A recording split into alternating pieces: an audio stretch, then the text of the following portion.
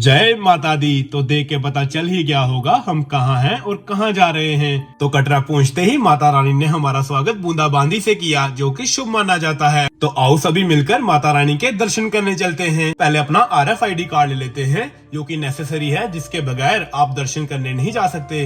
यात्रा स्टार्ट करने से पहले माता रानी को प्रणाम करते हैं और अपनी माता वैष्णो का जयकारा लगाकर यात्रा प्रारंभ करते हैं। चलो पहले फलहार खा लेते हैं और हमारे साथ वाले खाना, क्योंकि पैदल 13 किलोमीटर चलने के लिए थोड़ी एनर्जी तो चाहिए। जब माता वैष्णो और हनुमान जी भैरव बाबा से बचते हुए त्रिकुट पर्वत की तरफ जा रहे थे, तो हनुमान जी को प्यास लगने पर माता रानी ने अपने बाण से गंगा प्रकट की, जिसका नाम बाण गंगा पड़ा। जब हमारी लाइफ में थोड़ा दुख आ जाता है तो हम अपनी किस्मत पर रोना और भगवान जी को कोसना स्टार्ट कर देते हैं, पर हमें ये नहीं पता कि इस धरती पे भगवान जी ने खुद कितने कष्ट सहे हैं। जैसे कि माँ सती ने महादेव के स्वाभिमान के लिए खुद को भस्म कर दिया और हमारी लाडली राधा रानी सरकार जी को अपने कृष्ण कन्हैया से बिछड़ना पड़ा।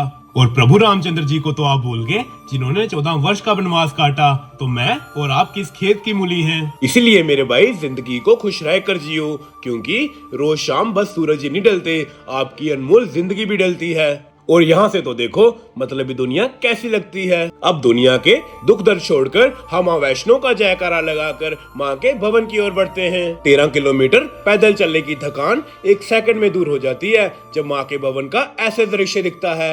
ऐसे थोड़ी ना भजन बना है, सोना सजा है तेरा द्वार माँ शेरा वाली, क्योंकि रोम रोम खुश हो जाता है मेरे भाई माँ के भवन का इतना सुंदर दृश्य देखकर। तो भैया कहीं जाओ या ना जाओ, माँ के नवरात्रों में माँ के दर्शन करने माता वैष्णो कटरा जरूर आना। अब दर्शन करने तो हमें जाना है, पर उससे पहले हम नहा लेते हैं। अब नहा लिया, कटरा में भी माता ने अपने भक्तों का बूंदाबांदी से स्वागत किया और भवन में भी। तो चलो जोर से जय माता दी बोलकर चलते हैं मैया रानी के दर्शन करने।